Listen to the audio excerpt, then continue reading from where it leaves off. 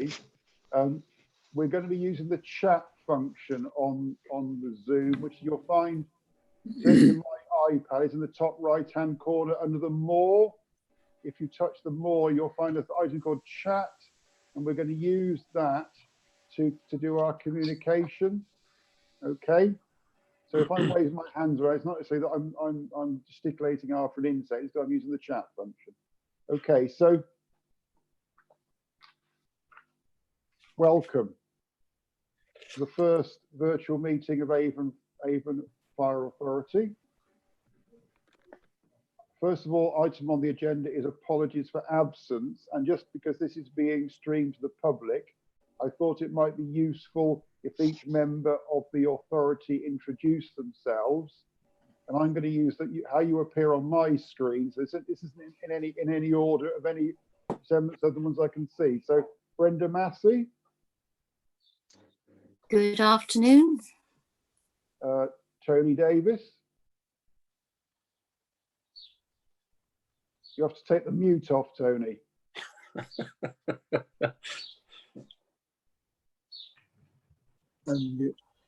Hello, yes.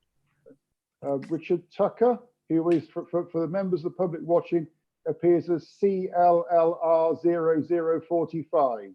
Hello, everyone. Yes, I tried to type my name in and it wouldn't accept it for some reason. So I'll have to check why exactly that happens, but okay. That's me anyway. Hello. Thank you. Celia Phipps. Hello, everybody. Trevor Jones. Hello, everybody. Chris Windows. You have to take your mute off. Hello, everybody again. Paul Myers. Yeah, hello. Hello. Harriet Clough. Good afternoon. Robert Payne. Hello, good afternoon. Paul Goggin. Good afternoon. Cleo Lake. Present. Ruth Jacobs. Let's take your mute off, Ruth. Top right-hand corner if you're on your iPad.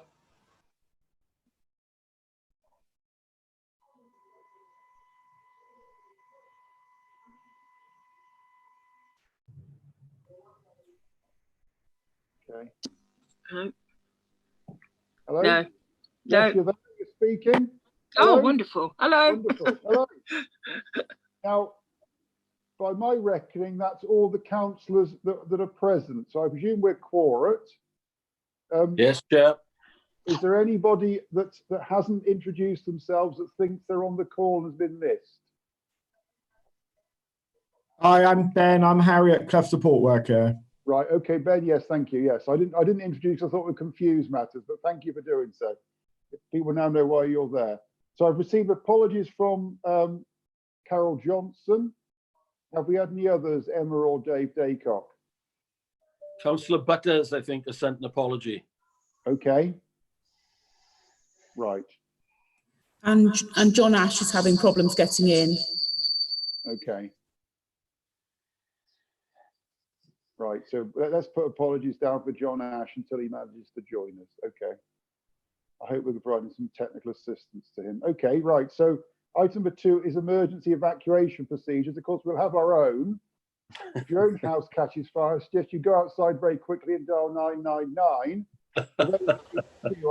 I'll ask the Chief Fire Officer to explain them. Yeah, thank you, Chairman. I would hope that all householders have their own escape plan. And they obviously always have smoke detectors, working smoke detectors in their premises as well. There's only 3 people in this room. We are spaced far enough apart in terms of social distancing. We're all aware of our own evacuation procedures here. It's all members of staff, so no need to go for anything further, Chairman. Okay, lovely. So declarations of interest. Any colleagues, first of all? Anything on the chat, Emma? No, nobody on the chat wishing to speak?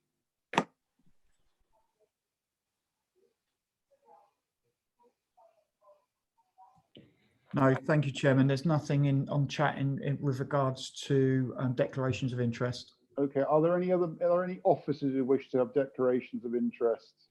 Yeah, if I may, Chair, and probably the Deputy Monitoring Officer will assist here. There are a couple of papers on today's agenda which I believe that officers will have an interest in, and we will declare that interest. I think it will become obvious during the meeting as the Deputy Monitoring Officer presents those papers. I would suggest each of the officers present at that time mute themselves in terms of video and sound, and we won't take any part in that conversation. Okay, lovely. Right. Thank you, Chair. Just to reiterate that point, yeah, the officers then can mute themselves from the meeting itself, in effect virtually withdraw from the meeting. You can consider it and then they can come back in afterwards. Okay. Right. So under Chair's business, both for the benefit of members and also for members of the public who are watching, I'm just going to give some general notes. Before that, I'm going to ask Dave Daycock to explain the legal status of this meeting. Thank you, Chair. As members may be aware, there's a Coronavirus Act which was passed recently, which brought in, and I won't go through the full title of them, but basically they're called the flexibility regulations, which you're presumably familiar with from your own constituent authorities, which basically make it much easier for local authorities and fire authorities to hold their meetings what are called remotely or by virtual means, which wasn't possible under the previous legislation. And that legislation, in effect, makes it much more easy to hold meetings as we are now, provided the members can actually be heard. That's the key point, that everybody can hear what's going on and you can hear what the member is saying, but preferably if they can actually be seen as well. Provided that is the case, then it's a valid meeting of the authority. These regulations will apply, as I understand it, until May probably of next year, but that may change. So new regs may be brought in, the regs may be extended. We just don't know how things are going to pan out, but certainly it makes it a lot easier for us to hold our meetings. Some of the key points that arise, there's no requirement now for an AGM this year. There will be a requirement probably in June of 2021, but an AGM can be called at any time. So if there's relaxation of the regs, the social distancing regs or whatever, then it's possible that we could have a meeting at Fire Authority. We could have a virtual AGM. It's very much in the hands of you, Chair, and your fellow members. So there's a bit of flexibility in terms of holding the meetings there. There's no requirement, as I say, that you're physically present in a place. It's as long as people can hear what's been said.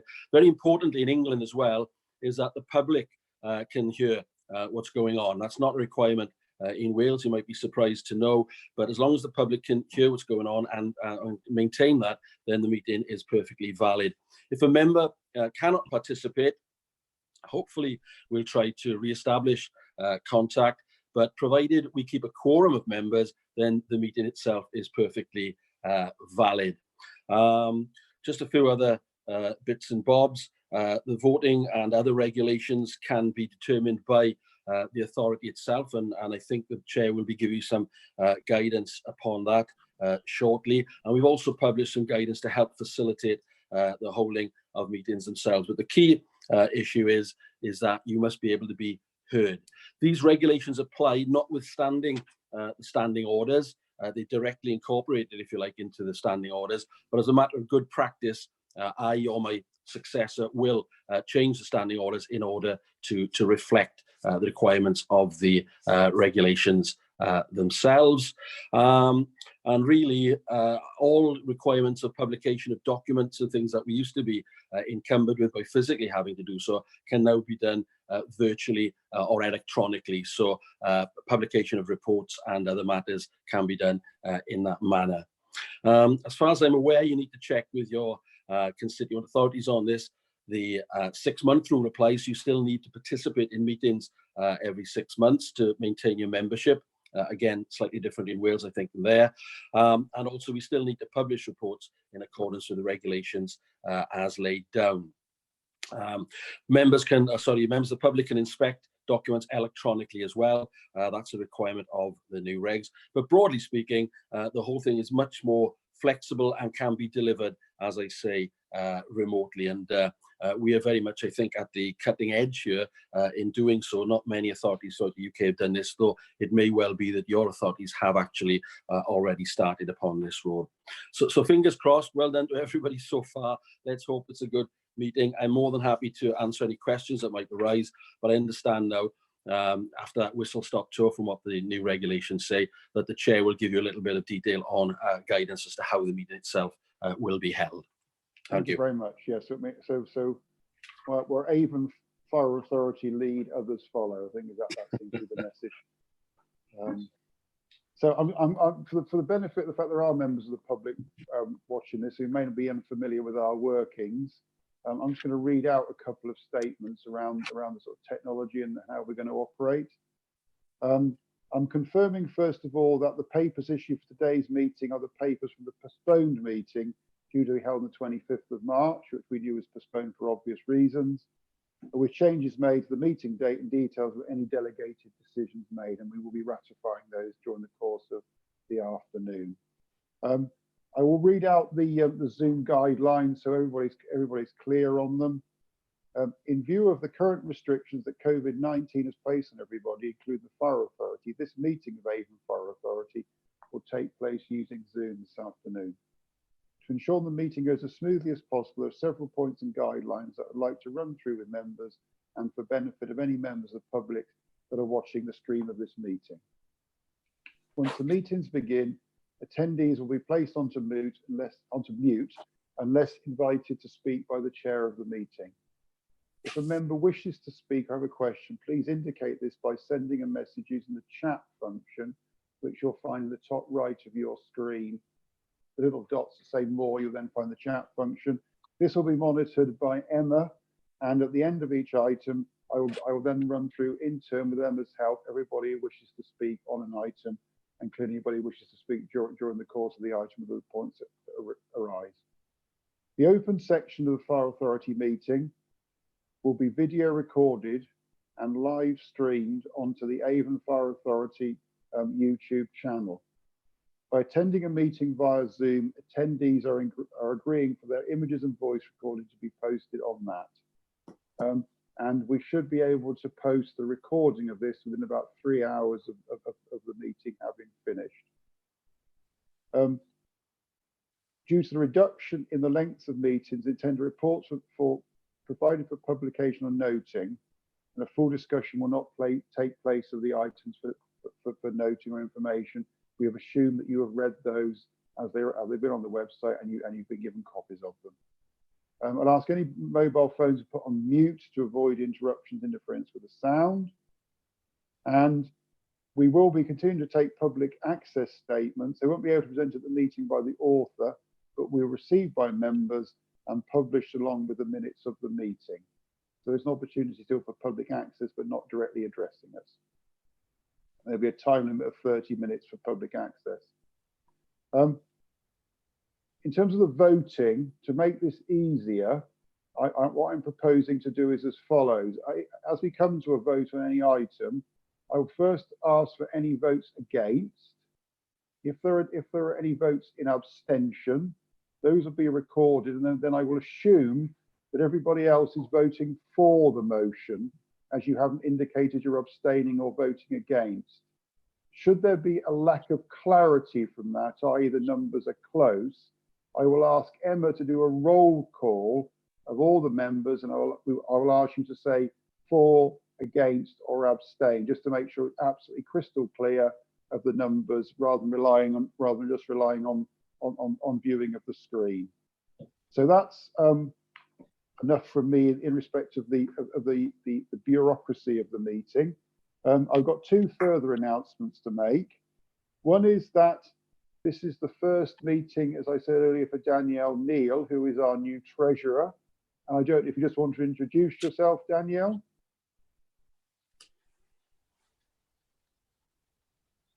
Thank you, Chair. Hi, everybody. I'm really pleased to join you. So I'm Danielle, and I'm the new treasurer. So this month, working closely with Martin, and then picking up the reins from 1st of June. Thank you. Lovely. Thank you, Danielle, and welcome. And I was going to ask now, ask Mick Crennel, Chief Fire Officer, to do an update on where we are in terms of the COVID-19 emergency and the Avon Fire and Rescue Service. Yes, good. Thank you, Chairman, and good afternoon, members. Members had a detailed briefing with regards to COVID-19 at the members' briefing session last week. And of course, I have been providing members with a weekly written update to give you all the details in terms of our response and our business continuity plans. But I just wanted to very briefly go through perhaps some highlights and some areas for information at this stage. We very quickly established an operational incident methodology in terms of our response to COVID. And we set up the appropriate structures within the service in order to respond. And of course, not only have we got to consider the impact on our own organisation and the way that we respond and the ability for us to maintain business continuity, we've also, of course, have our communities to serve. We still need to maintain, obviously, the services that we provide to our communities during that time. So we established significant structures within our service. So we obviously assist in regards to the National Fire Chiefs Council. I sit on the National Fire Chiefs Council on behalf of the authority. And of course, we then report into the Home Office. So there is a national structure. The National Fire Chiefs Council has a number of work streams working in order to facilitate and to assist services and to provide guidance and guidance in line with PHE, Public Health England, as well as obviously government guidance as well. So we do, from a national perspective, feed into the Home Office, and of course information comes down via the National Fire Chiefs Council in the normal way. Regionally, we do have a Southwest Chiefs Fire Officers Forum, and we do update each other regularly and make sure that we are aligned in that in our thinking. We also, of course, have the local resilience forums, and they're constituted under the Civil Contingencies Act in 2004. And of course, within that local resilience forum, there are a number of different groups that are operating. We have the strategic coordinating group, and we have a tactical coordinating group, and there are a number of supporting structures beneath that, which obviously we take part in, like the logistics group and the communications group, or warning and informing. We make sure that we have officers representing yourselves and the service with regards to that structure. Steve Imrie, a temporary assistant chief fire officer, is now chairing the tactical coordinating group on behalf of the LRF, which I think is great, because we're right in the middle of all of the work that's going on there. From a local perspective, we established a critical incident management team very quickly and very early. That was meeting on a daily basis, and we set a really good battle rhythm to match the shape and pace of developments as they were happening. We have that at 9 o'clock. We were having that daily at 9 o'clock. And what we did put in, there was a number of supporting structures beneath that to deal with the issues that we were faced with. And that included business continuity and continuation of service delivery, maintaining our rate of attack and speed of response to incidents, and making sure that we were able to do that. We have set up a logistics sector. And we also set up support to other agencies working group. We set up a technical working group in order to achieve certain things like today's virtual meeting, because obviously that was fairly new to us. And we've also just recently established a recovery group or recovery cell. What we've worked very hard on is communications. That's internal comms and external comms. You'll be aware that I do a weekly update to members. You'll also be aware that our internal comms team are providing regular updates to our staff. We have, each time there is a critical incident management team meeting, there is a fire alert that goes out to staff. We've established an extranet, which enables all staff to access information, the latest information. We've had several teleconferences with members of staff, and that's service-wide teleconferences. Only yesterday, I had a service-wide teleconference with members of our corporate services team. We've also established a frequently asked questions, and so on and so on. We've also established a staff welfare workplace group, which is great, and that has been really useful in terms of assisting our staff during this difficult time. In line with other organisations, we've had between 5 and 10% of our staff absent from the organisation at any one time. Today, that's currently at 4.28%, and that's due to either sickness themselves or through self-isolation or family isolation, or due to shielding either themselves or members in their household. That is, for us, has been an absence of staff between 5 and 10%. But what we have been able to maintain is a very strong appliance availability, and we have maintained business as usual within our normal response standards and weight of attack, which I think is very good. So I'm happy, therefore, to report that we have robust resilience arrangements in place to date. What that has enabled us to do is to voluntarily assist other agencies and to provide assistance to other agencies. We went out very early in terms of our own staff to volunteers for this work. And I'm pleased to say that we are assisting the South West Ambulance Service by the provision of 2 ambulances, which is crewed by 1 fire service personnel and 1 ambulance personnel, 24 hours a day. 2 ambulances, one based out of Nailsea Ambulance Station and the other one based in Bristol. And they have been operating for 24 hours for the last week or so. That will continue until the early to middle of June at this moment in time. We're also currently exploring how we can assist other local authorities. There are other works that we are doing and other agencies as well. And we also established a PPE hub at one of our fire stations so that the PPE was able to be dropped there and then distributed to other stakeholders who require the PPE. Clearly, government have published their recovery plan with all of the anticipated recovery phases within that, and it's incumbent upon us now within our recovery cell to say, what does that mean to us as an organisation moving forwards? That's the work that will be happening in the next week or 2, I would suggest. So members will have another update on Friday. Hopefully you feel well informed in terms of what's going on and our response to it. I think that we are in a good place. I think that we are in a robust place, but of course we're alive to an ever-changing picture at this stage. So I think I'll pause there, Chair, but obviously happy to take any questions if necessary. Okay. Emma, have we got any requests or questions? No. Okay. No, Chair. Just before we move on to item 6, I do notice that we've had 2 more people join us, which is Richard Eddy. If he could introduce himself to members of the public, Richard. Afternoon, Chairman. I'm Richard Eddy, Tory councillor from Bristol. Lovely. And I think Carol Johnson is here as well. Can you introduce yourself, Carol? Hi. Can you hear me? I can. We can hear you and see you. Wonderful. Good morning. My name is Councillor Johnson, Carol Johnson, and I am councillor for Ashley Ward in Bristol. Lovely. Welcome again, Carol, and welcome, Richard. So Emma, you're going to have to amend the attendance record, I think, because I think we thought Carol was not coming, but she patently is. So welcome all of you. So the next item is item 6, which is public access. There is none. Item 5.1, when I got myself overexcited, was the minutes of the ordinary meeting of the Avon Fire Authority on the 12th of February. I'm happy to propose those as an accurate record. Will somebody second them for me? Is that Tony Davis putting his hand up? Yes, so start the voting. Is anybody against adopting these? Is anybody abstaining?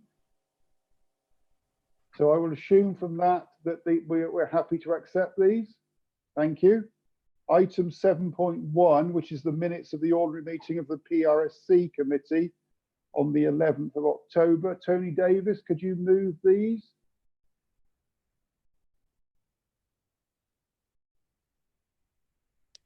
Sorry, Chair. Can I come in? Yes. Oh, go on. Are you taking any matters arising? You normally do, just very briefly, or do you want to dispense with that at this point? No, we'll just carry on. Okay. Thank you. Thank you, Chair. Happy to propose. Okay. Seconder? I can second those. I think I'm going to take these on block. So 7.2 and 7.3, Clio Lake, the meetings of the People and Culture Committee. Yeah, happy to propose. Okay, I'll happily second both of those then. So let's ask, is anybody against adoption of them? Anybody abstaining? Okay, so I'm going to assume we're all in favour of those. So thank you very much, colleagues. We now want to move on to the more substantive part of the meeting, which is item number 8, which is the pay policy statement 2020-2021. And Dave Daycott, the clerk, will be taking this item forward for us, Dave.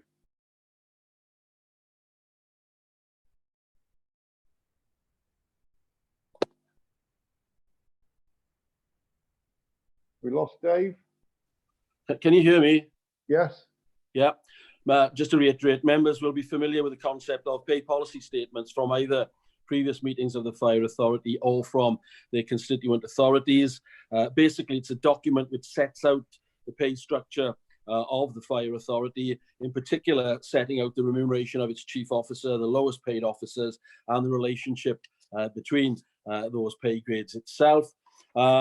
It's there really for information for members. Technically, they need to approve this, but this was done under delegated powers by myself in consultation with the chair previously. So the request is that you approve the pay policy statement for the year 2020 to 21, and note that I am specifically authorised then to add additional information, in particular information regarding the gender pay gap and the BAME statistics. I understand that the gender pay gap is being worked on, and also the BAME statistics are, and that will be done as soon as they are available for publication. So really it's just for members to ask any questions they may have, but in particular just to ratify the decision to approve the pay policy statement that's been made. Okay.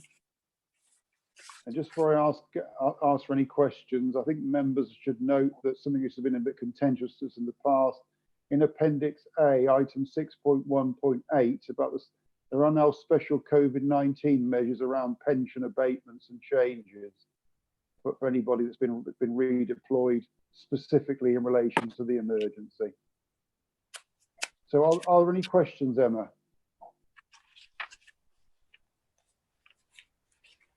No? Okay, so we have two recommendations. I'm happy to propose. Do I have a seconder? Well, Chris second. Windows or Brenda Massey? Okay.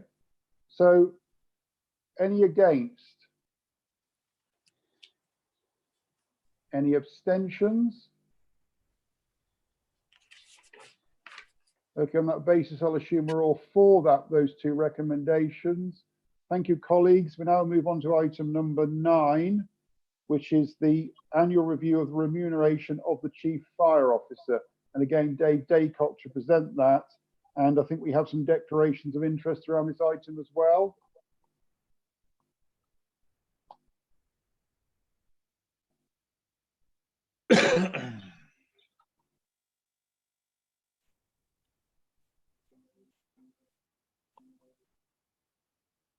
Okay, and Angie has declared an interest. Angie Feeney, I think, have anybody else as the Chief Fire Officer, I think, or the Assistant Chief Fire Officers declared an interest on this? And indeed the Treasurer, I think. Okay, so Dave, the procedure is that they're going to leave the meeting. Okay. If you could switch your video off. Dave, you're silent.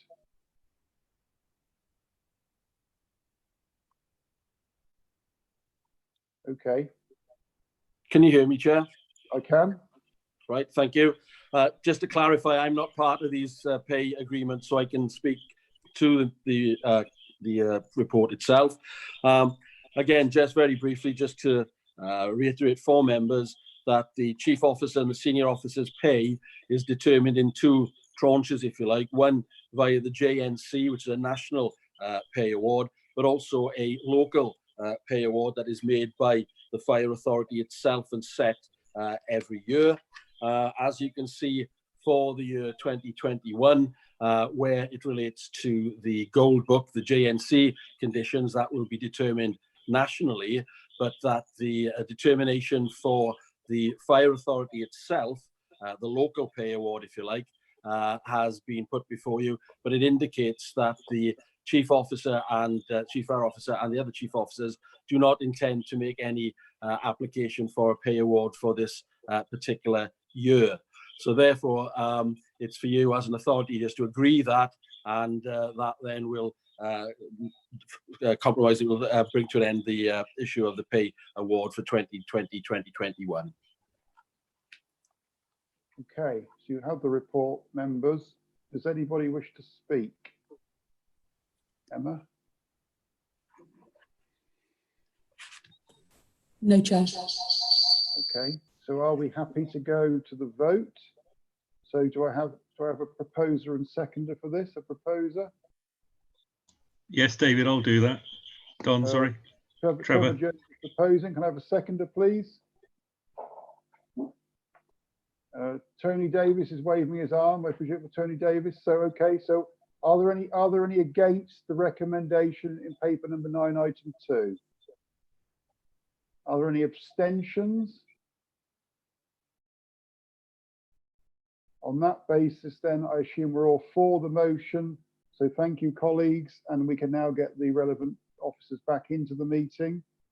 And we move on to item number 10 while we're doing that, which is Revenue Monitoring Capital Programme. And I believe that Martin Warburg is going to present that. Is that right, Martin? Hi, Chair, can you hear me? I can. Thank you. Yes. 2 seconds. Just before I start talking about this report, Chair, I would firstly like to draw members' attention to a couple of typing errors in the investment summary in paragraph 3.12 on page 47. The rate of return on average LIBOR 7-day rate should read 0.54% as opposed to 54%. Obviously, somebody's got their decimal point in the wrong place. It would be quite an achievement to achieve 54%, I must say. But that side, and additionally, it also appears that Appendix 1 and 2 have been duplicated. A revised copy of Appendix 1 has been circulated to members, and hopefully that can be loaded up to the website later on to clarify the issues. Since the last 2019-20 monitoring report was presented to members in December, and the 2021 budget setting and medium-term financial plan report in February, the current COVID-19 pandemic has resulted in the need to review and, where appropriate, amend the plan. The budget for 1920 is reviewed in light of the impact of the pandemic on the service, and it is now proposed to create some new reserves which will be spent in 2020-21.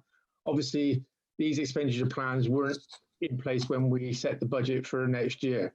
A summary of the reserves are included within paragraph 3.2 of the report, but the main new reserves are as follows.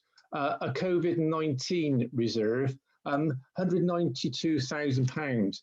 As members may be aware, the government have provided an additional £3.2 billion of grant funding to local authorities.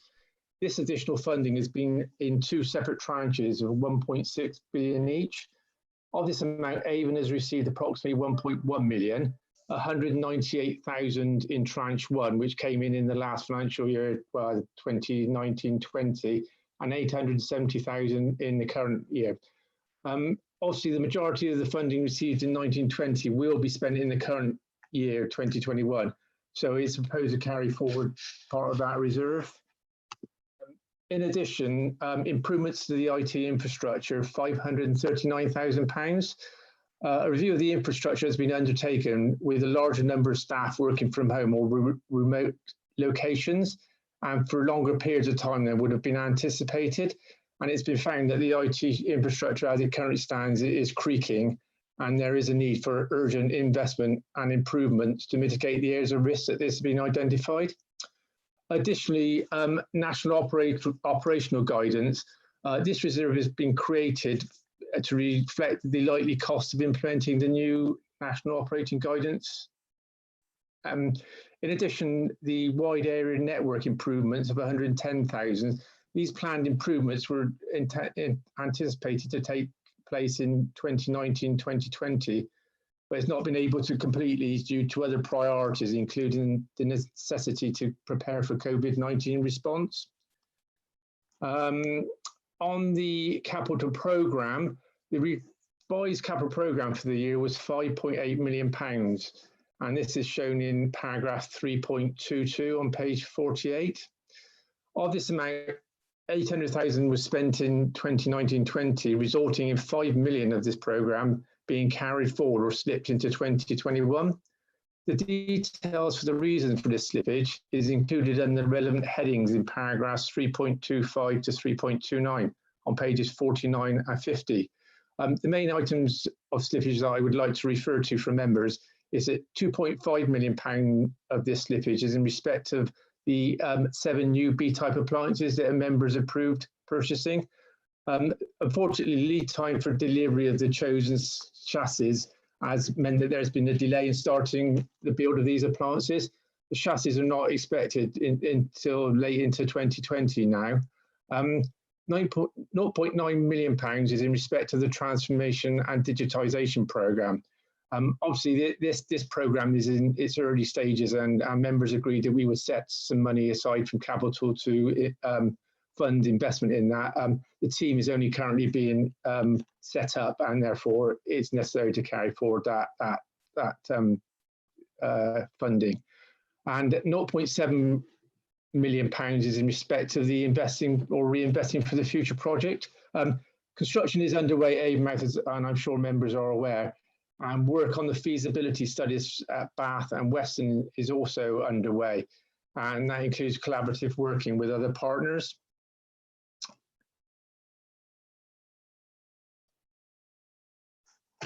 The Treasury Management and Prudential Indicators, as members will be aware, we received a large part of the capital received for the disposal of the former HQ site at Temple back last year, and therefore there has been no need to borrow during the current financial year. Therefore, the prudential indicators have not been breached. And also, as I mentioned before, the investment return is in line with the LIBOR 7-day rate that members have agreed in the past. I'll pause there and take any questions, if that's okay, Chair. That's fine, thank you, Martin. I think I can notice one question, Emma, is that right? That's right, from Councillor Eddy. Yeah, Councillor Richard Eddy, you wish to ask a question?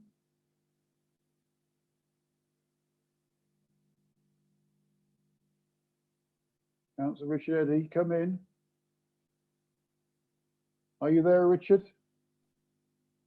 Yes. Would you like to ask your question? Yes. Firstly, can I thank Martin and the officers for the hard work, particularly in the present crisis, of course. My actual question is along the lines of how long is the piece of string? I seen para 3.28 that the work on Bedminster Station has been deferred. Does Martin have any new timeline? Sorry, Councillor, I don't have a timeline for when that work will commence as soon as possible, but obviously with the current climate, it's difficult to say when that will be finalised. But obviously, as soon as possible, it is a priority to get Bedminster up and running. Fine. Okay. Councillor Payne has a question. Yeah, Councillor Robert Payne. Robert.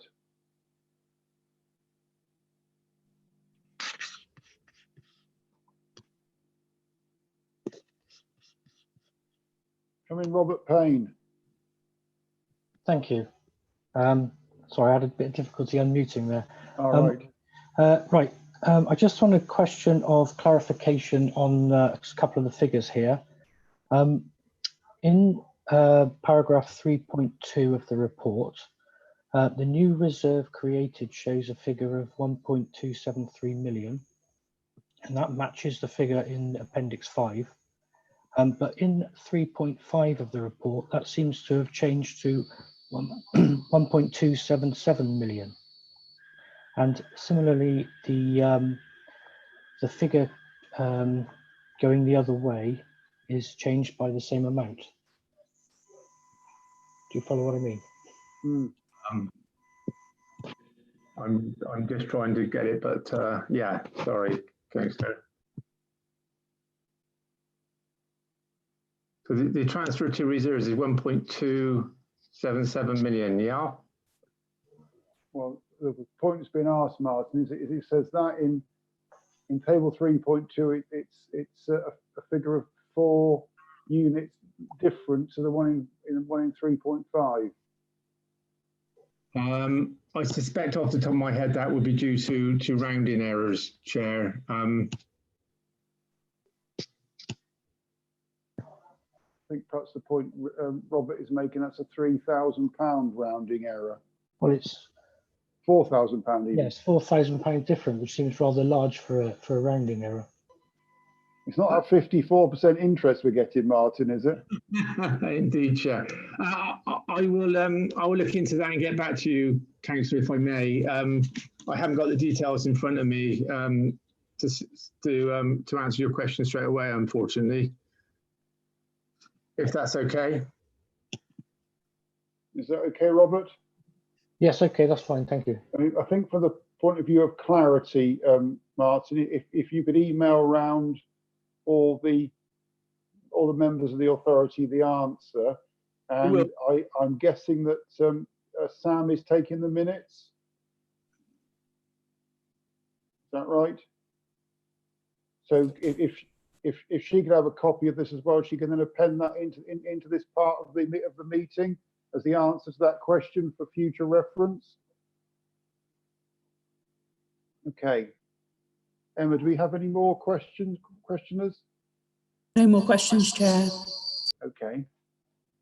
So on that basis, we have 3 recommendations: to approve the revenue budget adjustments as set out in the report, to approve the change to the budget use of reserves as set out in the report, and note the latest forecast of expenditure on the revenue budget and capital programme. Do I have a proposer and seconder for that, please? I'll propose. Sorry, I didn't catch you. Is that Ruth? Who was that? Ruth. Ruth, yeah. Do we have? Thank you, Ruth. Ruth Jacobs is proposing. Do we have a seconder? I'll second. Chris Windows is seconding. Okay, thank you. Thank you, colleagues. Is there anybody against the recommendations? Is there anybody abstaining? Okay, on that basis, that the recommendations are accepted. Thank you very much, colleagues. And thank you, Martin. We'll move on to item number 11, which is the application of the Police and Crime Commission to join Avon Fire Authority, which I think Dave Daycock is going to lead on. Thank you, Chair. Can you hear me on this? Yes. Yep. Okay, thank you very much. As members can see from the report itself, an application has been made pursuant to new legislation that's been brought in by the UK government to enable police and crime commissioners to sit now on fire authorities. And accordingly, an application has now been made by the Police and Crime Commissioner for this area to enable that to be done. That's set out at Appendix 1. And just to let members know that also replicates, I think the Police and Crime Commission has also applied for membership of Devon and Somerset Fire Authority as well. So it's really trying to get consistency there. It's really a matter for members to decide as to whether or not they would be happy with the Police and Crime Commissioner joining the Fire Authority itself. But just to clarify a few points that may be concerning members, firstly, the PCC will be a full member of the Fire Authority themselves, so they'll have full voting rights and can attend meetings, etc. But they will not receive any additional remuneration for that. Neither will it need a removal of any existing members from the Fire Authority. It will be an addition to the Fire Authority themselves. when they are appointed, if they are appointed, they will be entitled to appoint a representative to go there if they are unable to attend themselves. But that individual will not be able to participate in debates and have a vote, but they will have a right to speak, and they will not obviously be paid for that role as well.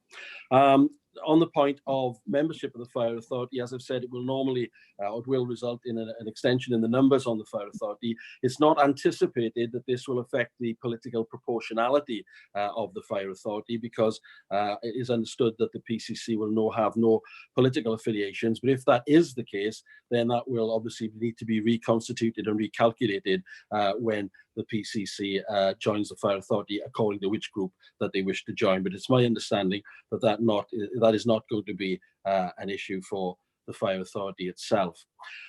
Just to note that when you consider the application, you need to look at it in the round. You need to weigh up the benefits that the PCC will bring of joining the Fire Authority. I've set out a few there for you to consider. Obviously, greater harmonious relationship between the two, the police and the fire, would obviously be one. But you may well wish to consider whether there are any detrimental issues and weigh those up. If you agree to the PCC joining, then technically you have to give reasons for that, but I don't think that will be a requirement. However, if you did refuse the application to join, then you would need to agree the reasons why you feel that the application is not suitable. So we may be held up a little while in doing that.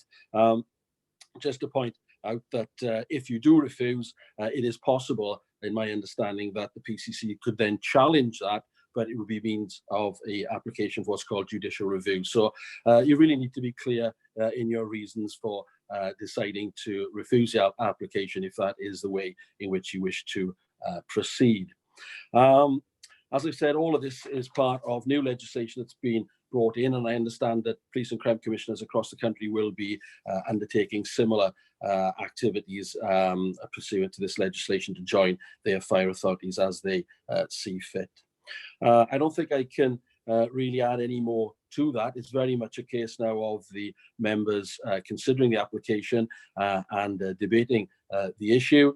But I would add that if you do agree that, you can also authorize me to make any consequential changes to the standing orders to facilitate the participation of the Police and Crime Commissioner, and also give me a standing authorization, if you like, to update the Constitution as and when appropriate, particularly in the light of the change in times in which we see ourselves, the Coronavirus Act, etc. I don't have to have that authorization, but we have had guidance saying it's good practice that I do, or my successor does, update the Constitution to bring these effects formally into being, whereas they actually apply anyway. It's just a good housekeeping point there. I haven't got any more to add, Chair, but really much over to you and the members now to deliberate this particular issue. I mean, I think that I've sent round to members, and we've had this at briefings. In fact, this was coming. I think this has been requested by central government over a period of years. And I guess it's only now that the PCC has decided to apply. In terms of background, she did ask me in advance about this matter, and she has joined Devon and Somerset Fire Authority. And they are particularly lucky because, of course, they've got two police and crime commissioners sat in that fire authority now. My view is that central government is dictating this, and for me, we've got far greater concerns as an authority moving forward, not least in the current environment, and close working relationships with the police, not least that which we share headquarters with them. It does strike me that I will be proposing that we accept this to move forward, but clearly I'd like to ask for a second, and then I'll throw it open to debate. Is anybody prepared to second this motion?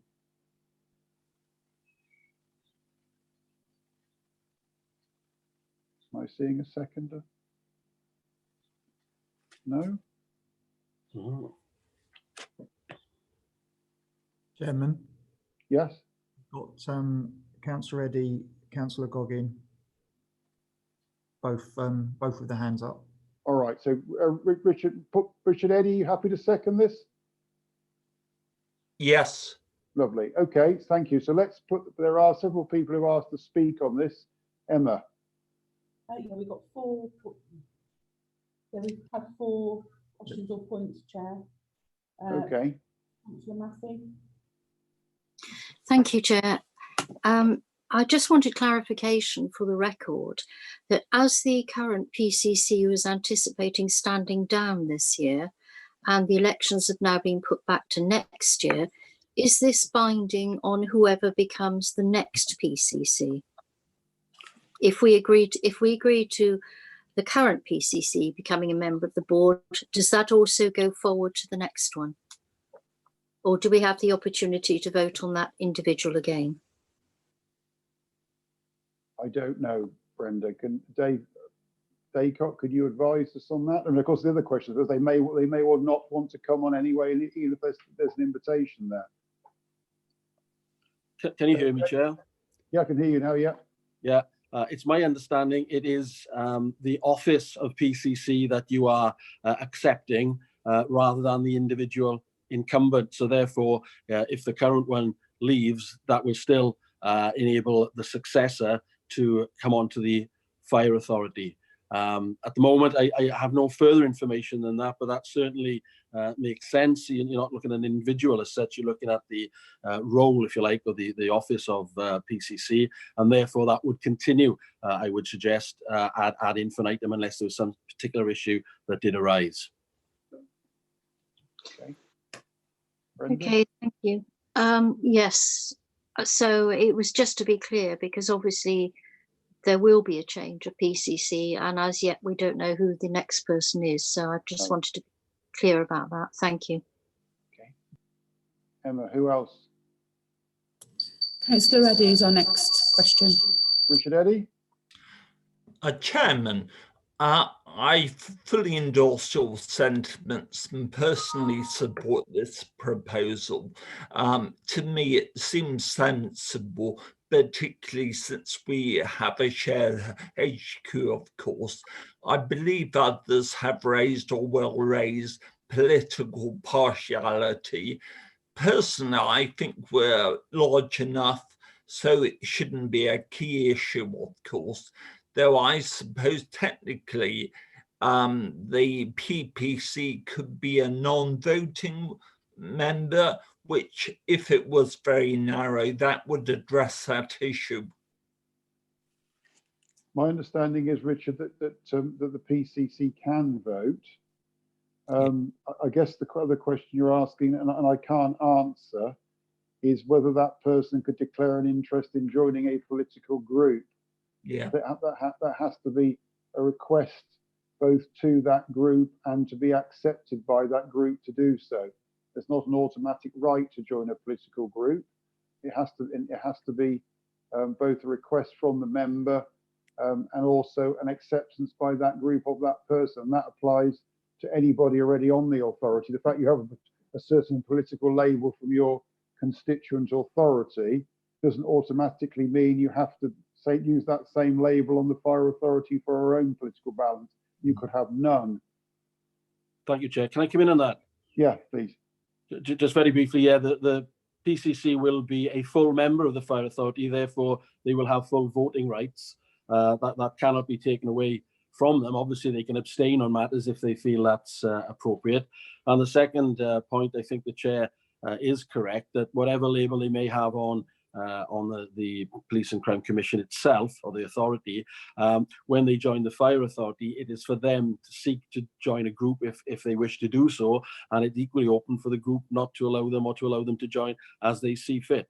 That is a matter, obviously, that we would have to address if it arose down the line. Okay, any other questions, Emma? Yes, Councillor Lake, next question. Okay, Cleo Lake. It wasn't a question, actually. It was just a comment that, I guess, following on a bit from Councillor Eddy, political balance may be an issue with a future PCC, but I think at the moment the current one is politically independent. But as we've discussed, if we're agreeing to this, that's irrelevant because they have voting rights and they will be on the authority. Yes. Okay. Windows next. Chris Windows. Thank you, Chair. Yeah, I've been listening to what's been said by the questioners and also by the answers.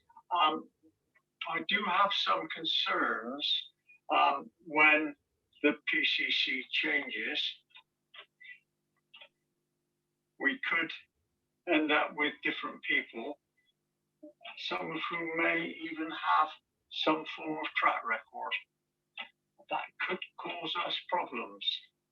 And therefore, I just feel that there should be something that enables us to discuss and, if necessary, refuse a future incumbent. I'm assuming this is a question for you, Dave Dacott, because it's our decision and we are a sovereign authority. Presumably, we could vote to reverse this. As long as we give our reasons, we could reverse this. This isn't fixed forever. Is that correct?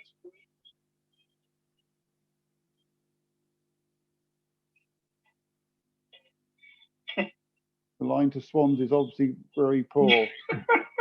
Can you hear me? I can. Yeah, it's a decision to allow the PCC to join. You need to have reasons for stopping an application to join.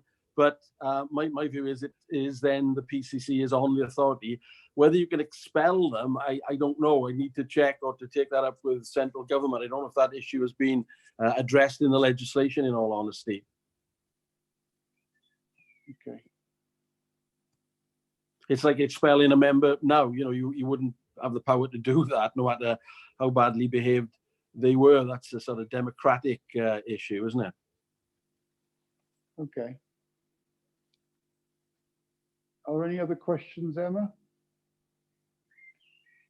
Yes, there are. Councillor Payne is next. Robert Payne, please. Yeah, thank you. To be honest, Chair, I fail to see what the advantage is of agreeing to this. As far as collaboration is concerned, of course, we're in favour of that, but I don't really see how making the PCC a member of the Fire Authority will achieve that. In principle, because collaboration is at the operational level rather than at the strategic level, which is the decisions that we make. We do collaboration already, so so I don't really see why we need to take this measure. And the other thing I wanted to say was that we're supposed to consider what skills, attributes and beneficial contribution the PCC would make by being a member, and we haven't got any information on what that would be, because I think the letter from the PCC is rather vague and doesn't give any information as to what she will bring to the authority. So based on the information we've got, I'm minded to vote against this. Okay. Chair, for a point of clarity, may I add something? Go on. Mick.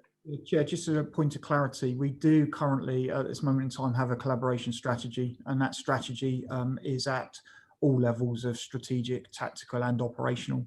And that's collaboration across the board and obviously does include our police colleagues. So I just wanted to make that point, Chair. Well, yes, I mean, thank you, Mick.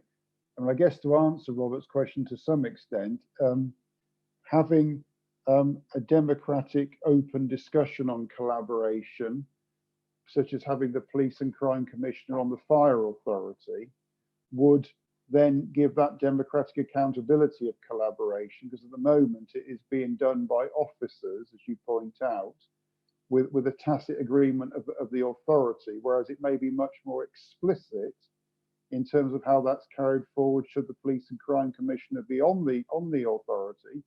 And of course, it would be a two-way process, wouldn't it? Because if we felt that the collaboration process was not being done very well by the police in relation to the Fire Authority, it would give us the opportunity in an open forum to question that and also to scrutinise that process, a process we currently do not have any ability to take part in directly into other than purely within the Fire Authority. So I think the collaboration agenda would cut both ways. They could equally challenge us on collaboration, but we would have the opportunity as members rather than officers to review and scrutinise that collaboration process, which is being set as a key item of policy by central government.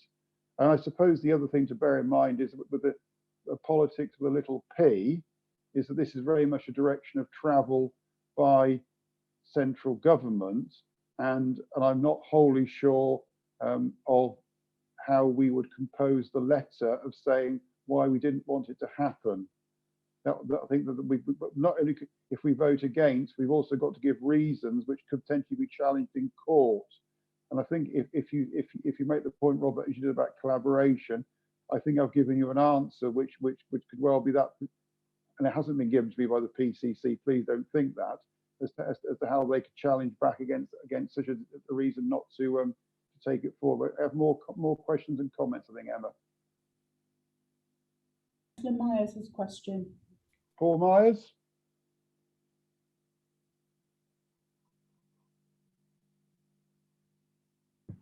Yeah, can you hear me now? Yes, Paul, yes. The first thing is the PCC is elected as we are, and so in a sense they're a bit different to just anybody coming on. They are elected by people, and as such are chosen and represent the area we cover. But the thing that concerns me is on attendance.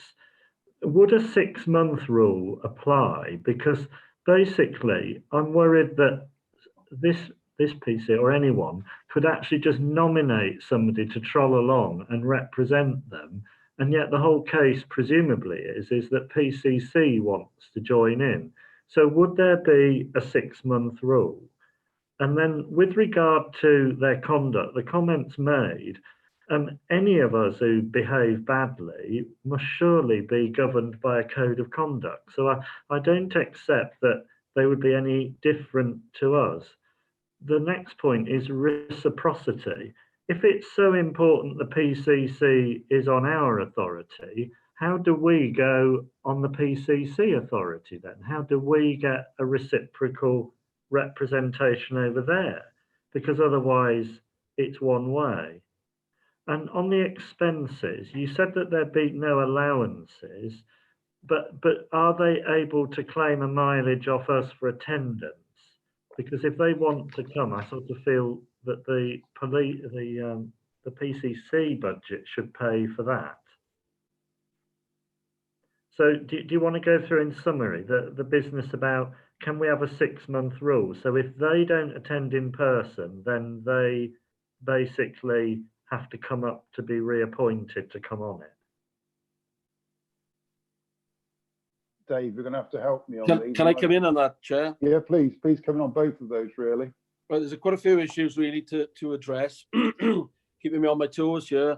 The 6-month rule, in my understanding, doesn't directly apply to fire authority members. What we do is that you write to the constituent authorities and say that they've not been attending the fire authority and invite them to take appropriate action. The actual disqualification will arise if they don't attend their constituent authority.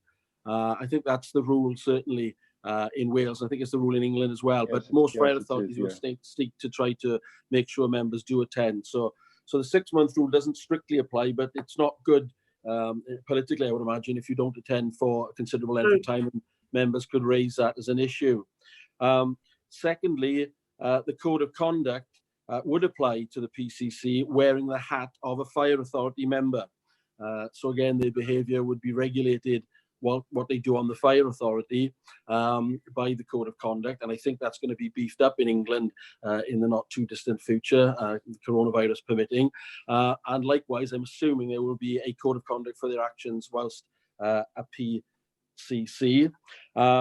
Thirdly, I don't think there's any provision for any reciprocity that members of the fire authority can go to the PCC. But again, I would assume you could ask for the chair to be able to go along and be invited along to speak. I think that's probably within their remit to do that. Or if that isn't the case and that has not been allowed, then possibly lobby central government to change the regulations to facilitate that. Fourthly, regarding expenses, I would assume that in law they would be entitled to whatever expenses are paid to fire authority members carrying out their fire authority duties. But again, it may well be that an arrangement could be come to for that would be covered out of the PCC budget if that was felt appropriate to do. I think it's something you could call either way there. And one last point, I noticed the members are quite concerned about the duration of the appointment. I don't think there's anything specifically in the regs, because the regs, what they do is that they change the combination order, so it's not quite clear to see exactly what the effect of them are. But I've seen a provision in the regs which says that the term of office of the PCC shall continue on the authority until the commissioner's term of office comes to an end. So you can interpret that as being when they finish as being a PCC, then it starts again. So I'm afraid, I don't know if that's any comfort to members, but it could be that if that is the case, then you will only be appointing the PCC for the duration of their particular incumbency of the office. But it's not, as far as I can see, specifically addressed in the regulations themselves. I hope that is of some help to members. Okay. Does anybody else want to speak? Emma? Councillor Myers has asked a question on the back of his last Councillor Myers. So I made the point, which I feel very, very strongly about, that at the request that the PCC comes to our body, I want to propose that there is some form of specific rule that we make it conditional that they have to attend a minimum of say once in 3 months or 6 in person and not send a representative, because otherwise, why do they want to be on it if we're just going to get a representative, and even if they're just watching? Because if we're going to make them a member of our authority, I think we should say, not unreasonably, that they should attend. And I'm really, really feel strongly about this. And I'm sure they'll want to attend, so maybe I'm just being overcautious. But I think either way, there should be no problem with, and if we're not allowed to do it, then I think we should lobby central government to somehow say, you can't dish out places on a body which is a serious strategic and operational body if there's no pressure to actually attend in person. Okay, well, I'm going to get other people who wishes to speak, but Paul, in response to your comments and other comments that people have made, I was going to, if we do pass this, before we go to the vote, I was going to propose a letter I would write of confirmation, but also to put some of the conditions upon this that people have discussed so far. So let's listen to the rest of the people's comments and questions. Who's next, Emma? Celia Fitz. Celia? So my question is it possible that the PCC could become the chair of Avon Fire Authority, or is that something that's part of the conditions that we could include, that they don't?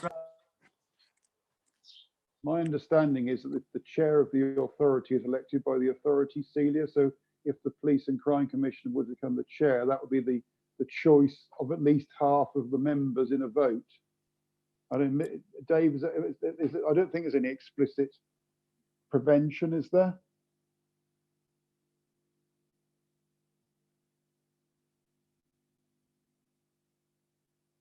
Dave Daycock, come in. Sorry, yeah, just waxing lyrical. I'm unmuted, hopefully. Can you hear me? Yes. Yeah, I was discussing this with one of the clerks to the Devon and Somerset Fire Authority, and we both agree that once you're on the Fire Authority as a full member, you're eligible to be chair. That obviously is a political decision to be made by the members of the Fire Authority, but I don't think you can preclude someone who is in law a full member from fulfilling that office if they are chosen to do so. Okay. Emma, next. Councillor Massey has asked, could we postpone? Councillor Massey? Yes, I think there have been an awful lot of questions raised this afternoon, and I'm wondering if it would be best to postpone this decision to the next meeting in order for us to get proper legal answers to all those questions that have been raised, because there are some very useful points being made. Okay. Any other questions, Emma? Councillor Davis. Tony Davis? Yes, thank you, Chair. I've got a couple of questions, if I may, or clarifications. I'm a little concerned about the political ramifications, having lived through our previous incarnation, and I think that's what concerns a lot of people.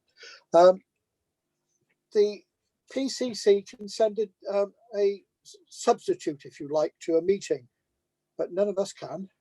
So if they can't send a substitute, they can send a representative who can speak on their behalf, but they're not a member of the authority and they cannot vote.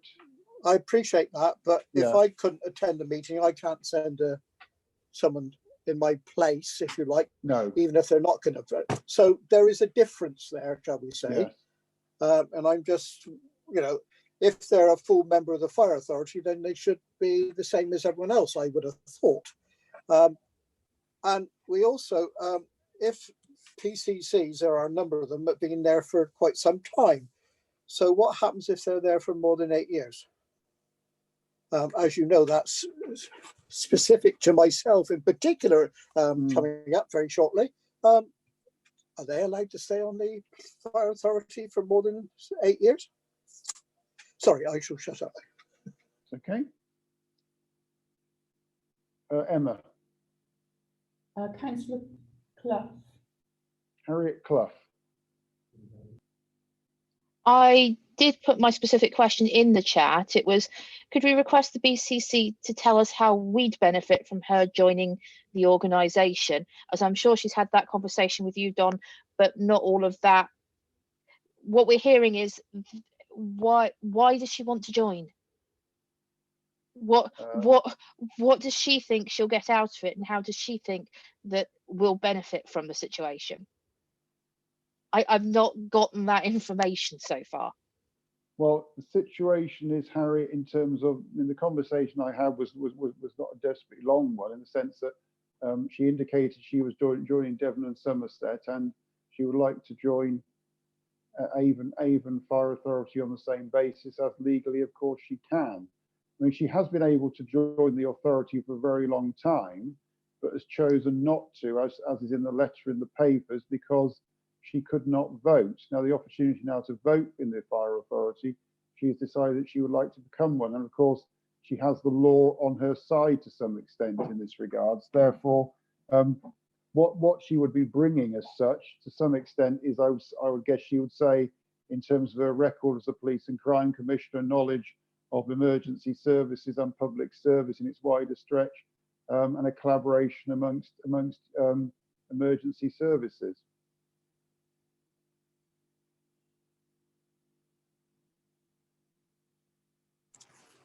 Do you want me to come in, Dan?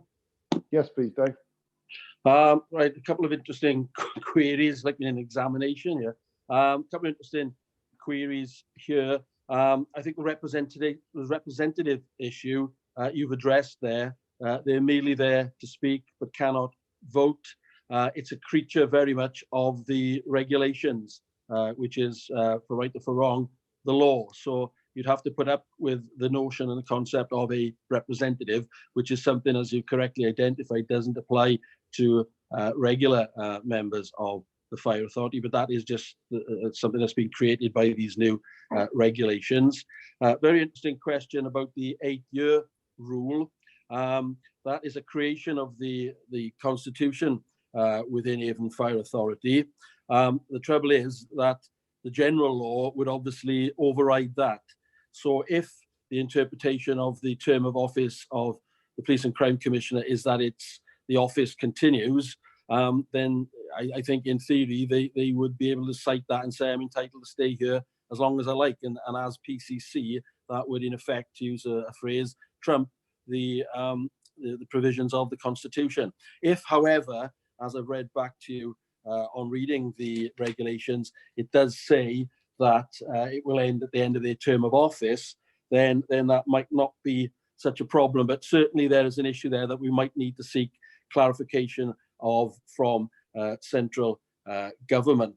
And last point to make in relation to how we will benefit from the PCC. I did write to the PCC a week or so ago saying that this matter would be put before the Fire Authority, and I did invite the PCC to put any supporting documentation forward, but as far as I'm aware, nothing was forthcoming, but certainly a request to support the application was made.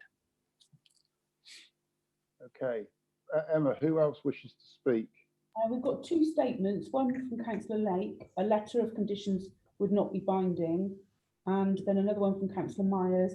I think we should meet with the PCC before we take a final decision and make our concerns known. Okay, so did anybody else wish to speak before what I hope to do is sum up where we are? Okay.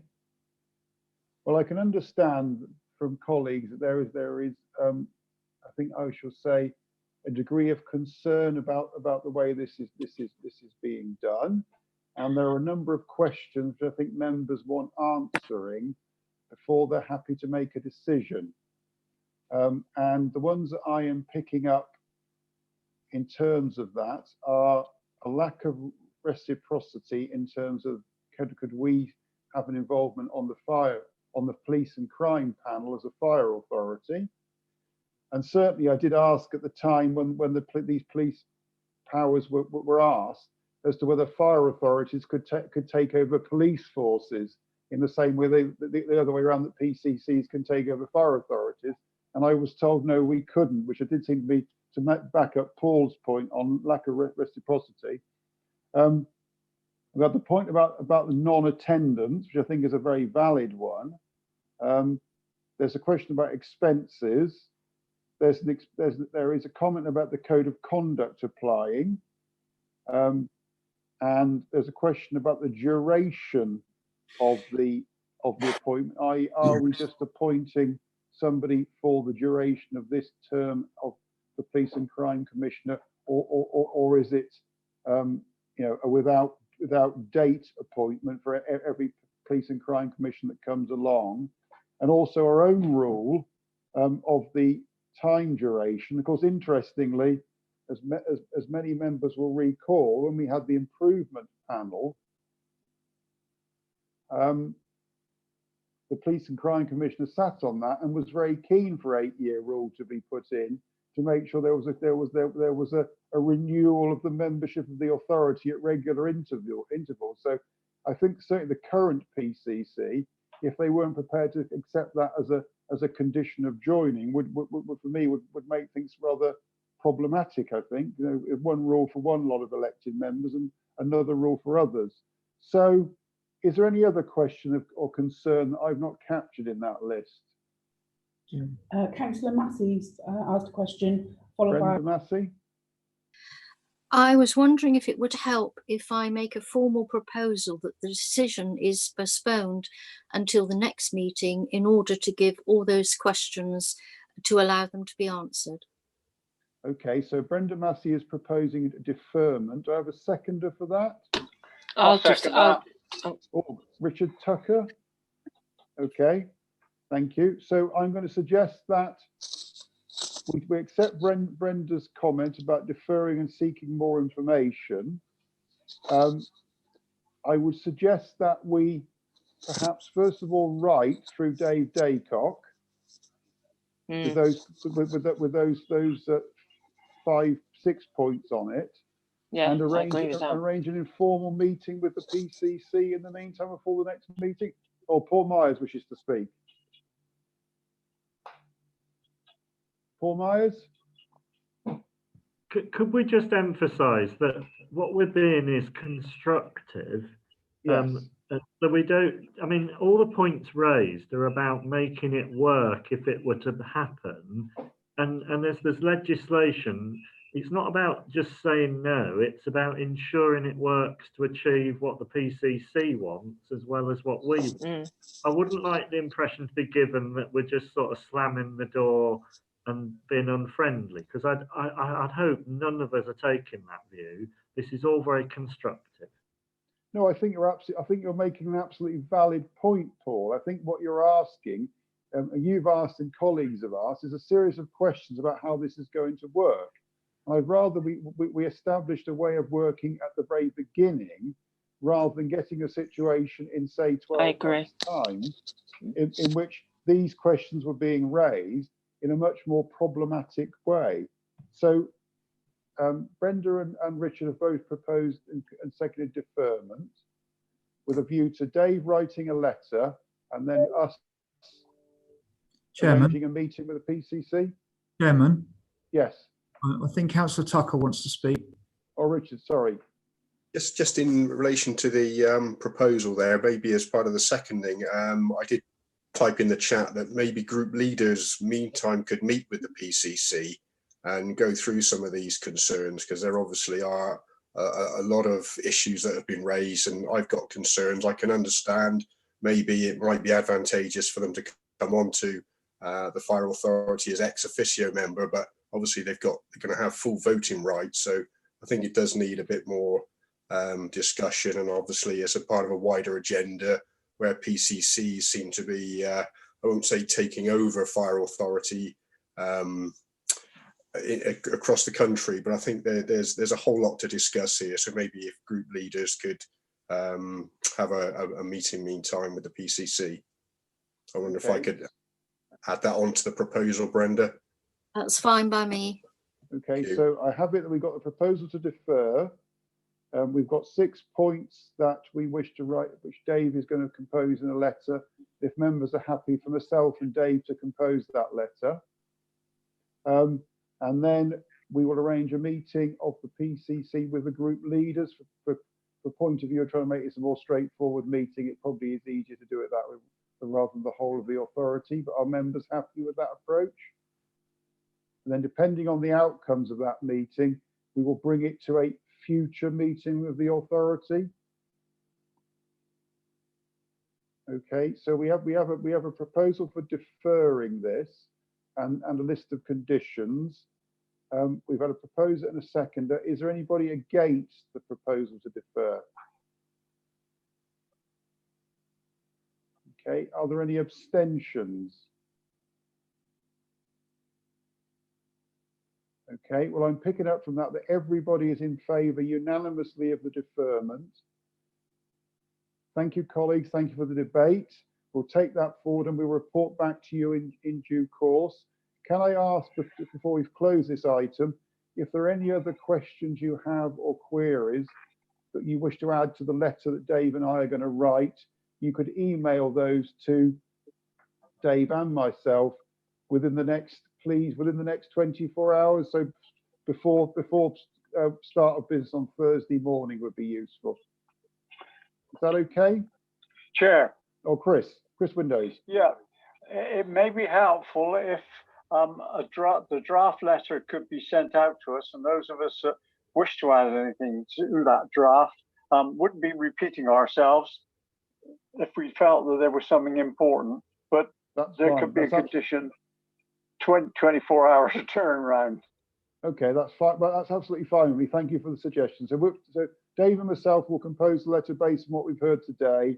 We'll then circulate it to all 20 members and ask for any comments, and then we will add any of those relevant onto the letter and then send that off and arrange a meeting in due course. Okay. Thank you, colleagues. Now we move on to item number 12, which is an item for information, which is on the Treasury Management Strategy and Capital Programme.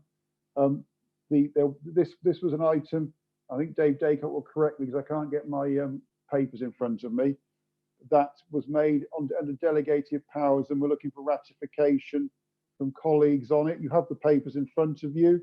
Martin Warburg, do you wish to comment while I try and get my papers back up? Chairman, if I may, yes.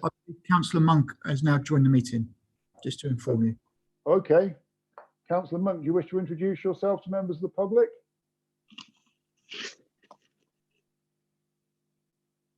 Labour representative from South Gloss Council. Lovely. Well, welcome. Welcome to this, our first ever streamed meeting in the virtual world. Okay. So I'm waiting for Martin Warburg. Is he around? Hi, Chair, can you hear me? I can. Yeah, sorry, apologies. The only thing I would like to add for members' information is that the proposed Treasury Management Strategy is pretty much in line with what we've been doing for the previous number of years, and really that is that sums are invested within Bristol City Council, and as part of the financial services contract, and the primary objective is obviously is in relation to investments is around security and not return on investments, if that's clear. Okay. Right, so we have the papers in front of us. There is a recommendation. Do we have any questions? Emma? You have to unmute yourself. No, Chair. Okay, so do we have a proposer for the recommendations? I'll propose. Is that Ruth Jacobs? It is. Ruth, anybody seconding, please? I'll second, Chair. Chris Windows is seconding. Okay, so let's go through the voting. Is there anybody against the three recommendations on page 64, item 12? Is there anybody abstaining? Okay, well, I can take that as a unanimous vote for then, colleagues. Thank you very much. We now move on to 3 items for information. And I'm not, these are all for noting, so not for voting upon. But I believe there are some officers present who wish to comment on them. The first is the forward plan. Assistant Chief Fire Officer Simon Shilton. Yes, good afternoon, Chair. Good afternoon, members. Thank you. This is a standard agenda item for Fire Authority meetings, members. It is really for your noting in what's up and coming in future committee meetings and also Fire Authority meetings. Our next 2 committee meetings are Audit, Governance and Ethics Committee and the People and Culture Committee. As you can see within the paper there, there are some key documents going forward, certainly for discussion in the Governance and Ethics Committee, and also within the People and Culture Committee at the end of this week on Friday. There are the interviews for the Clock and Monitoring Officer role as well. And just for the full Fire Authority meeting, the Interim Monitoring Officer just referenced earlier on with regards to the review of the Constitution will be the next large item, if you like, for the Fire Authority in September. I'll just pause there as it is a standard paper for members' information. Okay, are there any questions, comments? Emma? No? Cleo Lake, I can see, has put the question, has put the word yes up. Cleo, do you wish to speak? Yeah. Is it possible to find out who the children and young people manager is? Simon? Yes, certainly. That's on the next paper, on paper 14. So I can give an update. Unfortunately, I don't have the name for the individual right at hand. I'm sorry. I've only met the lady once. Okay, fine. Okay, so are we, with that item, are we happy to note this item? Okay, thank you. We're going to item number 14 again, which is for information, which is the service delivery risk reduction update. And we've got 3 people potentially going to present this. Are you going to present this, Mick Crenell, or are you going to ask Simon or Steve to do so? Simon will be presenting this, Chair. Thank you. ACFO Simon Shilton, then item 14. Yes, thank you, Chair. Thank you, Chief. Members, I'll just keep this relatively brief. There's three items I'd just like to draw your attention to on this paper. Once again, it's a standard agenda item for information for you. Councillor Lake just mentioned earlier on page 107 of your papers, 3.6, paragraph 3.6 there. Since the last Fire Authority meeting has made reference to that we've now appointed a new children and young people manager after the post was vacant for a period of time following the resignation of previous post holder. The person who's been appointed comes from an educational background and brings with her a wealth of experience with regards to the leadership of that team and how we move that particular work stream and that particular team with how we engage with children and young people forward even more for some more positive work in that area. On page 108, paragraph 3.10, some good news to note for members. Members will recall from the previous HMIC FRS inspection report, we were criticised for an area in their view with regards to the backlog of building regulation submissions and approvals. Pleased to report there that now we have cleared that backlog as a result of investment from the authority in some additional resource in technical fire safety, and therefore now all submissions are being completed in line with the legal time frame of 15 working days, and also the licensing applications are also being completed within the legal time frame as well with regards to the 28-day time frame. What that has resulted in with regards to our corporate risk register is we've now reduced the level of risk within that corporate risk register, and now the risk is considered to be moderate. So that is a response to the investment that the authority has placed in technical fire safety, so some good news there. And also in paragraph 3.13, again some further good news there. Since the last Fire Authority meeting, a new community partnership advisor has also been appointed to support the community, the partnerships officer, and we hope that that will also create some additional capacity and additional resource there to be able to generate new partnerships, in particular expanding our opportunity to work with more vulnerable groups within our community and engage in a number of initiatives there. So there were three key areas that I'd just like to draw members' attention to. So once again, I'll pause there, Chair, for any questions. Thank you. Emma, do we have any questions? Yes, Councillor Massey has a question. Brenda Massey, thank you. Thank you. Multitask. I just wanted to say that tomorrow afternoon we've got a very large development plan coming forward for my own ward, and I'd like to thank the technical fire safety officer who gave some really useful advice just before we were submitting it on whether what we were proposing was okay. So I just wanted to record my thanks. Okay. Thank you, Councillor. I'll pass that on to the team. Thank you. Any other questions, Emma? No.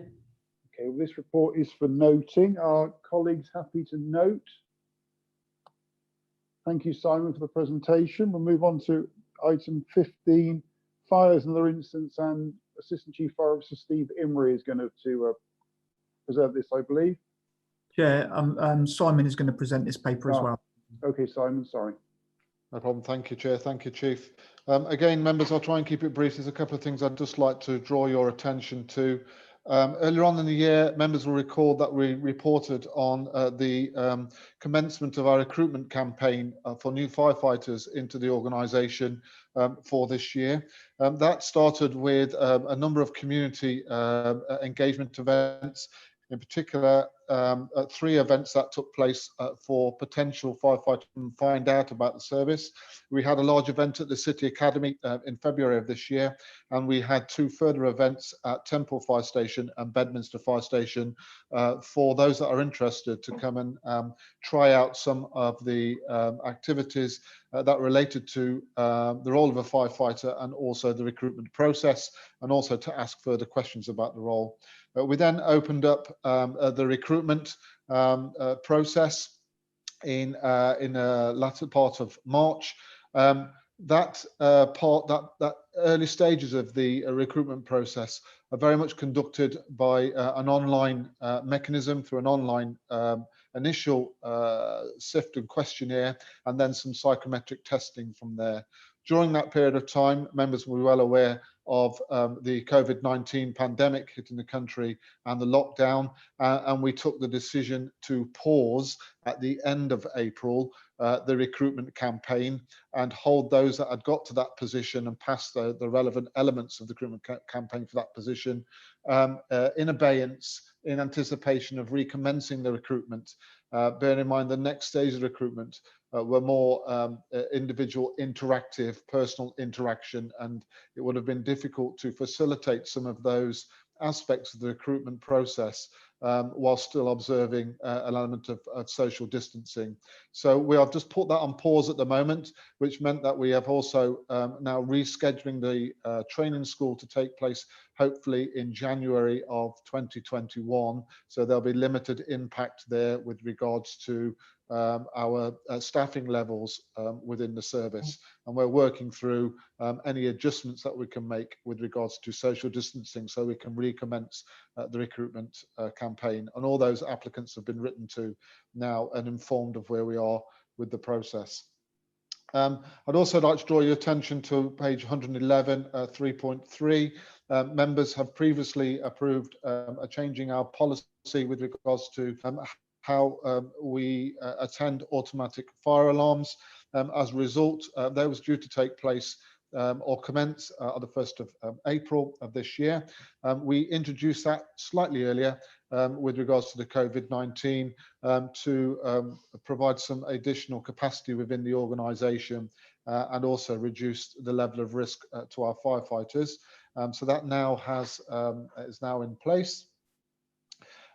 Page 113, 3.8, again, just for members' information and noting, Knights Brown broke ground at the new fire station on Friday, the 14th of February at Avon Mouth, and construction had started at Avonmouth there with the demolishing part of the fire station and preparations for the new build there. So that's now commenced. However, obviously there's been some slowdown in progress with regards to construction that we hope to recommence very shortly.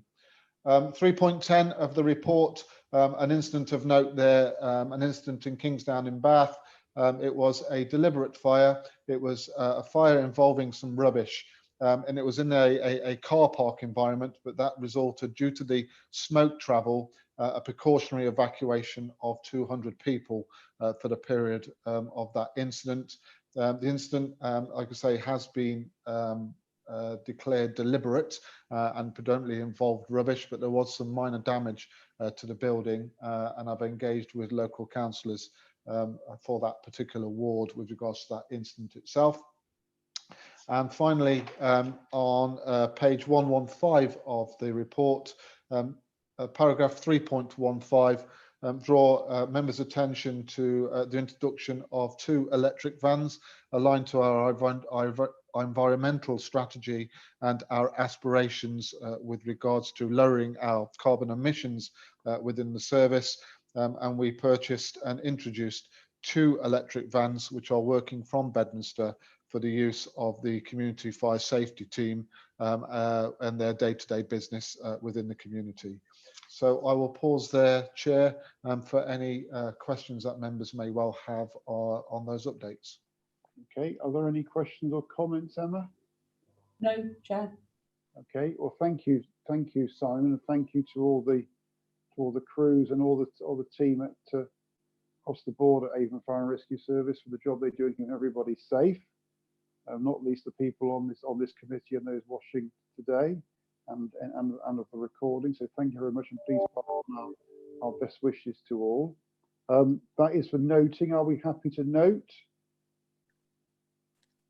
Okay, I'll move on to item number 16 then, which is the final IRMP and service plan sign-off, which I believe the Chief Fire Officer is going to present.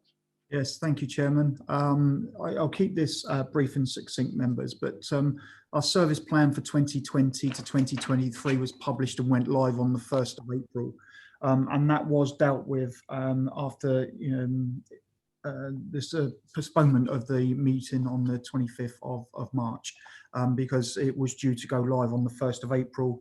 That was signed off under urgent business by the Deputy Clerk and Monitoring Officer, the Chair of the Fire Authority, and in consultation with the group leaders and the statutory officers. But it's presented for you members today as the final document, and is now live on our web pages and has been published.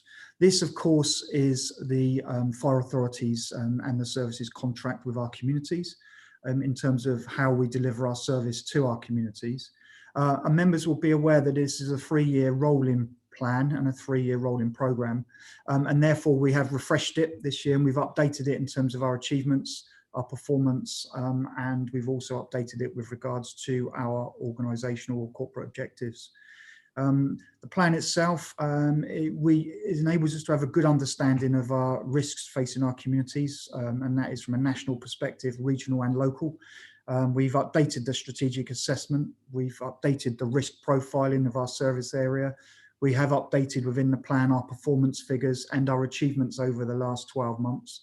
We've also, in there, it lays out our budgetary position and also lays out our governance and how governance and assurance is achieved within the authority and its committees. Members, once again, have been involved in the development, and you will have seen iterations of this as we've been developing it over the months, and certainly you will have seen it in December. The plan includes confirmation of our vision, mission and values. It identifies and reaffirms our 2 key priorities of 1, making our communities safer, and secondly, making our service stronger, and improving our, continuing our improvement journey. The risks that are identified in there, as I said, are national, regional and local. So and it tries to answer and answers the 6 questions of risk: who, what, when, where, how and why is somebody at risk? And then more importantly, what we are going to do in order to reduce and mitigate that risk. And how we then match resources to that risk in the right way. What we have done this year is we've put a statement in there, which is a Chief Fire Officer statement of how our resources are apportioned within our local areas to make sure that we are putting resources in place to the risks that have been identified. Under the 2 priorities of making our community safer and service stronger, under safer, it is essentially, well, how are we going to reduce risk in our communities under preventing, protecting, responding or resilience? And then in terms of making our service stronger and continuing our improvement journey, well, is around improving our service and investing in our people, investing in our staff. So those are our 6 organisational objectives: preventing, protecting, responding, resilience, improving our organisation, our service, and investing in our staff. And with each of those areas, we identify in detail the what and why and how and when. What are we going to do? Why are we doing it? How are we doing it? And when are we doing it? And that is detailed within the plan. It's underpinned by our strategies. So we have a number of strategies that will deliver these things, and they have been published as well. And of course, they go through the right mechanisms with regards to the established scrutiny arrangements to ensure that we are doing what we say. You hold us to, or hold me to account and hold us to account as an organisation, and that we do report in our committee meetings. Probably the only other thing to note out of that is that we have now gone live with regards to the key deliverable areas of last year's IRMP, which was namely our new response standards went live on the 1st of April, and we will report on those new response standards at future meetings. Secondly, as Simon mentioned earlier, the way that we are responding to automatic fire alarms. So those are now live, and we will report to members with regards to our performance in those areas as we move forward. Probably pause there. Happy to take any questions, but I commend the plan to members. As I say, it has been published. It was done under urgent business because we wanted to make sure it was published on the 1st of April. But of course, it is a live document, and of course, we're happy to take any comments from members in terms of how it can be enhanced or developed, and we can change and put new iterations out there if we need to. Okay. Right. So thank you, Chief. Yeah, we did have to do this under the emergency regulations due to our meeting on the beginning of April end of March having been cancelled. The deadline for publication being the beginning of April. Do you have any questions, Emma? No. Okay. Well, I think from a point of view of let's make sure we're ratifying this properly, the recommendation from the March meeting was to approve this. I'm happy, as I did at the time, to propose it. Will somebody second? I will. Celia Phipps. Thank you, Celia. Do you wish to speak to this, Celia? No? Okay. So is there anybody against? Is there anybody abstaining? Okay, let's assume we're all voting in support of this. Thank you very much, colleagues, and thank you for your support on this item. And thank you to the team for putting this document together, which I think is a really great document, and I think we've all contributed to it. I think it is our genuine document, both the service and the authority. So thank you, everybody. We go on to item number 17 now, which is the LGA peer review update, which I think Angie Feeney is going to present. Is that correct, Angie? Yep, that's correct. Thank you, Chair. Afternoon, Chair, members. I'll also keep this brief as well as a paper for information. So the report sets out the outcome of the second and final peer review. That review took place in December 19. The reviewers were the same team as came in the first time around. So was Councillor Nick Child from Kent and Medway, Neil Odin, Chief Fire Officer for Hampshire and Isle of Wight, and also a member of the LGA. The purpose of the review is for us to have a sense check of our progress towards our improvement programme and provide assurances there. And it sits alongside, of course, our more formal infrastructure, which goes around our improvement programme. The review focused on 4 areas, which were around governance, leadership and culture and driving change. And the outcome of that peer review was a positive one, with things particularly noted under governance around the constitution, induction of members, around pace and leadership of change in our change plans, and also mentions to a range of our cultural initiatives, values and behaviours framework. There's a recognition in the report that there's more work to do to affect lasting change, in particular around workforce diversity and culture. There's a recognition there that those reflect the challenges across the fire sector, as we saw in the State of Fire document. But the report then concludes that the direction of travel in Avon Fire and Rescue Service is positive and encouraging, and we're coming now from a position of strength and self-awareness in continuing our programme of change and dealing with some of those challenges. I'll pause there for any questions or comments. Okay. Thank you, Angie. I thought that was the document itself. Though it does point out the challenges ahead, I'm very pleased that they found the direction of travel of both the authority and the service was in the right direction and continuing the improvement. There's still a lot more work to do, both locally and nationally, I think. And I think the fact we recognise that is a plus. We aren't saying that we're perfect by any stretch of the imagination. The fact we've got a lot of work still to do, and I thank the teams and colleagues for the help they've put in on this. I don't know if Councillor Cleo Lake, as the chair of the People and Culture Committee, has any comments before I throw this open. No, a good report and accurate as to where we are. Lovely, thank you. Emma, do we have anybody else that wishes to speak? No questions, Chair. Okay, this is for noting. Are we happy to note? Okay, thank you. Item 18, which is an item for information, which is the date of the next meeting, Wednesday the 10th of June at 2 p.m. There's a suggestion it either be at headquarters or by remote attendance. Given the announcements on Sunday by the Prime Minister and subsequent guidance, I very much suggest this will be a remote meeting again. So thank you for that.